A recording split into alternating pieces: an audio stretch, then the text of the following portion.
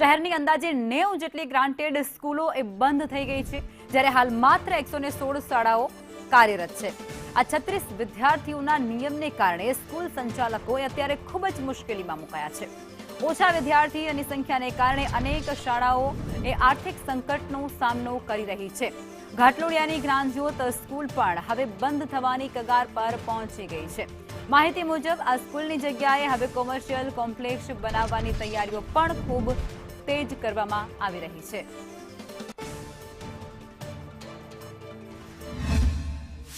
Granted સ્કૂલોનું અસ્તિત્વ હવે જોખમમાં મુકાઈ રહ્યું છે। એક સમય હતો કે ગ્રાન્ટેડ સ્કૂલોમાં વિદ્યાર્થીઓથી સ્કૂલ ધમધમતી હતી અને વિદ્યાર્થીઓનો ધસારો પણ રહેતો હતો, પરંતુ હાલ જે ગ્રાન્ટેડ સ્કૂલોમાં સરકાર દ્વારા યોગ્ય ગ્રાન્ટ ફાળવવામાં નથી આવતી, આવા આક્ષેપ હેઠળ છેલ્લા કેટલાક વર્ષોમાં એક બાદ એક અનેક સ્કૂલો છે જે બંધ થઈ રહી છે। જ્યારે ઘાટલોડિયાની જ્ઞાનજ્યોત વિદ્યા વિહાર સ્કૂલ પણ હવે બંધ થઈ છે।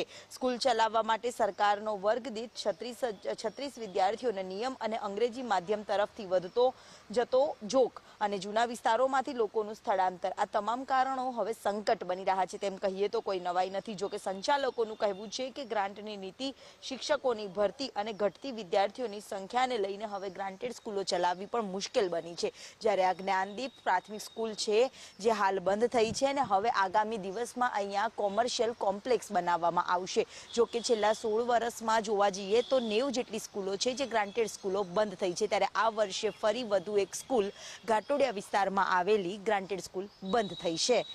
કેમેરામેન મનીષ વાણિયા સાથે દિવ્યા ચૌહાણ, સંદેશ ન્યૂઝ, અમદાવાદ। શિક્ષણ વિભાગે એક મહત્વપૂર્ણ નિર્ણય કર્યો છે। હવે પ્રાથમિક શાળાના